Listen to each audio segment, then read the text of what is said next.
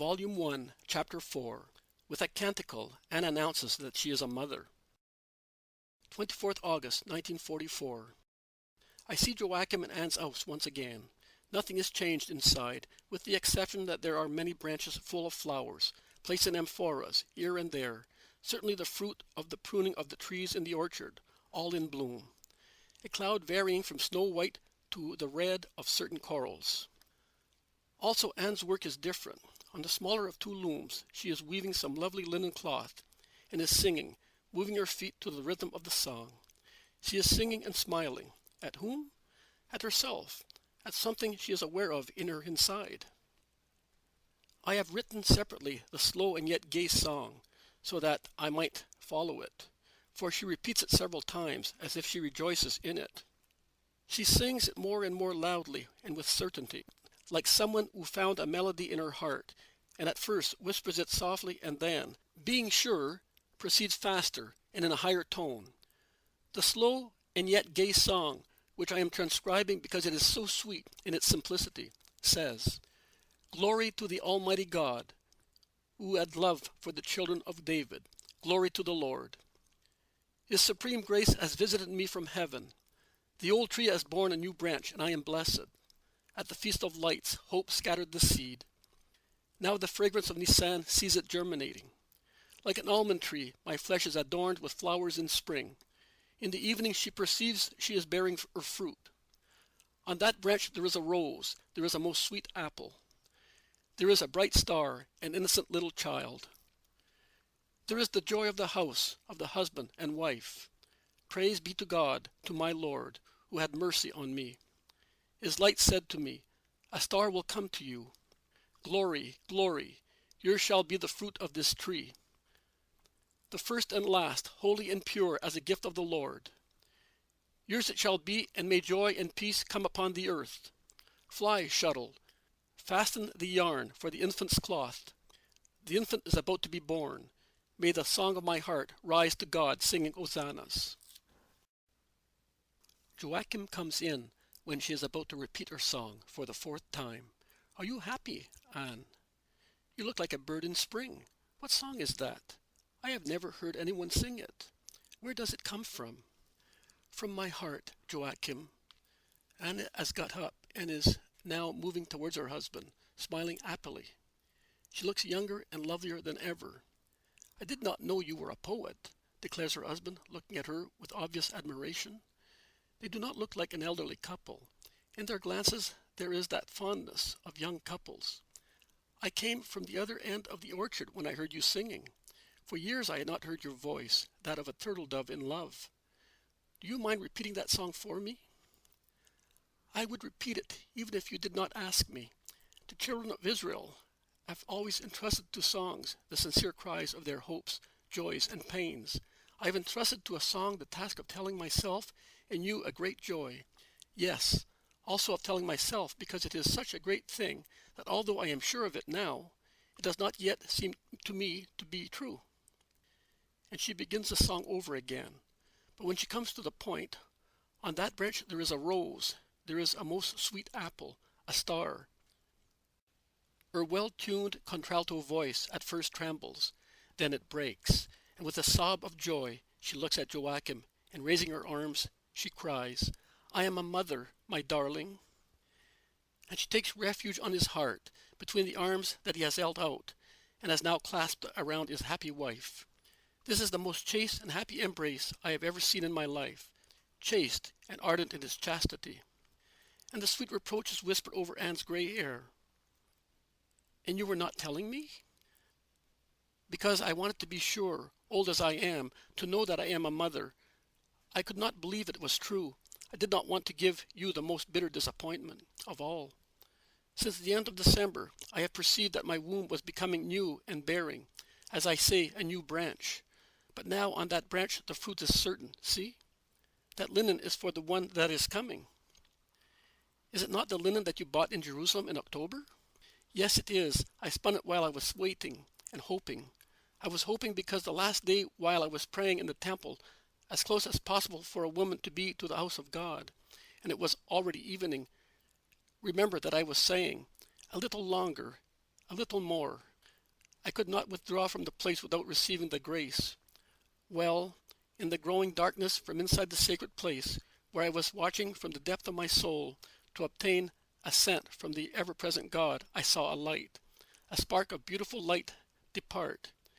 It was as white as the moon, and yet it had in itself all the brightness of all the pearls and gems that are in the world. It seemed that one of the precious stars of the veil, the stars placed under the feet of the cherubim, had become detached and bright with a supernatural light. It seemed that beyond the sacred veil, from the glory itself, a fire started which came quickly towards me, and while cutting through the air, it sang with a heavenly voice, chanting, "May what you ask for come to you. That is why I sing. A star will come to you. What child will ours ever be, since it reveals itself as the light of a star in the temple, and in the feast of lights says, I am?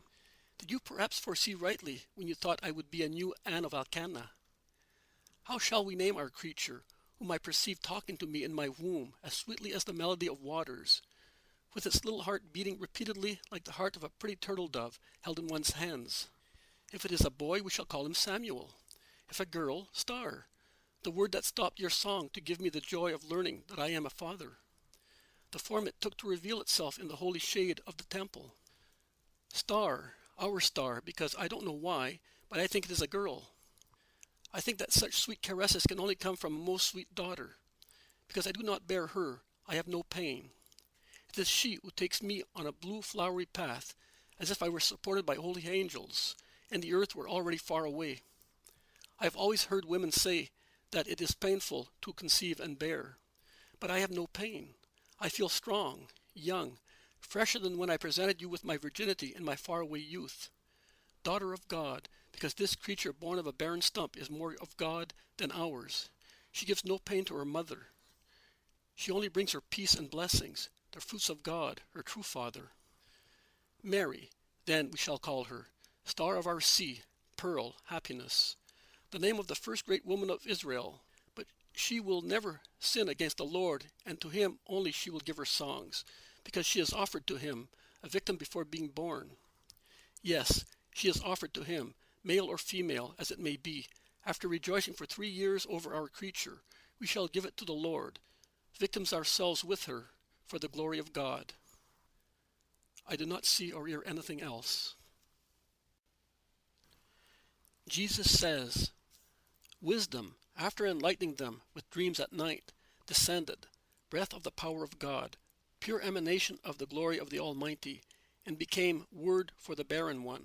He who already saw his time for redemption close at hand, I, Christ, Anne's grandson, almost 50 years later by means of the Word, will work miracles on barren, diseased, possessed, desolate women, and on all the miseries of the world.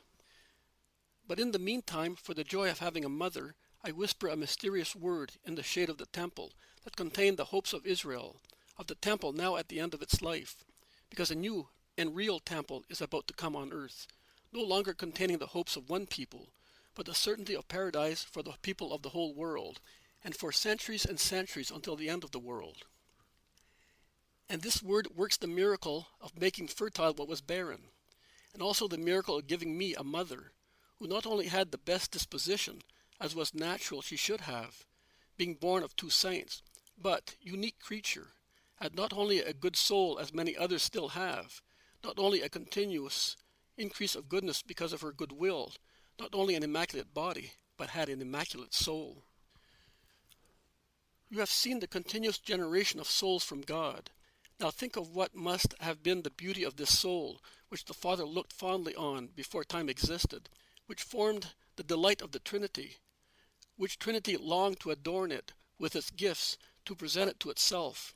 O most holy Mary, that God created for himself, and then for the salvation of man, bearer of the Savior, you were the first salvation, living paradise. With your smile you began to sanctify the world.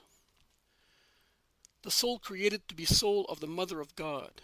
When this vital spark derived from the more lively throb of the threefold love of the Trinity, the angels rejoiced because paradise had not seen a brighter light. Like a petal of a heavenly rose, a mystical and precious petal, that was a gem and a flame, the breath of God descended to give life to a body quite differently than for others. It descended so powerful in its ardor that guilt could not contaminate it.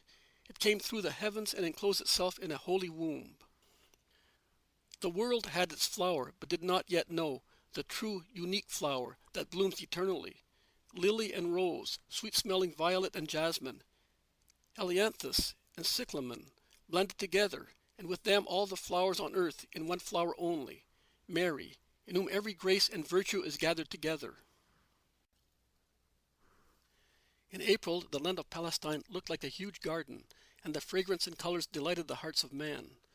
But the most beautiful rose was still unknown. She was already flowering to God in the secrecy of her mother's womb, because my mother loved since she was conceived.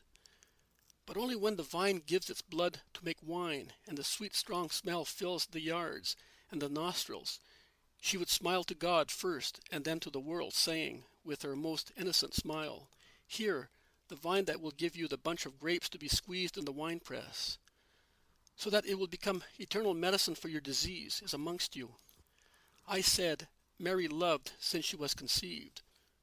What is it that gives light and knowledge to the soul? Grace. What is it that removes grace? Original sin and the mortal one. Mary, the Immaculate, was never deprived of the remembrance of God, of His closeness, His love, His light, His wisdom. She was therefore able to understand and love when she was but flesh forming around an immaculate soul that continued to love.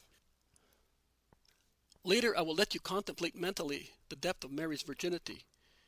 You will have a spell of heavenly ecstasy, as when I allowed you to consider our eternity. In the meantime, continue how to bear a creature free from the stain that deprives one of God, gives the mother a superior intelligence, and makes a prophetess of her, although she has conceived in a natural and human way, the prophetess of her daughter, whom she calls Daughter of God. And consider what would have happened if innocent children had been born of innocent first parents, as God wanted. Man, you state that you are setting out to be Superman, and with your vices are only setting out to be Superdemon. The possibility of existing and living without the contamination of Satan, leaving to God the administration of life, knowledge, and goodness, would have been the means to make you Superman, not wishing more than what God had given you, and which was little less than infinite. And thus, in an evolution towards perfection, you would have been able to generate children who should be men in their bodies and sons of the intelligence in their souls, victors, strong, giants over Satan, who would have been vanquished so many thousand centuries before the hour when he will be humiliated and all his evil with him.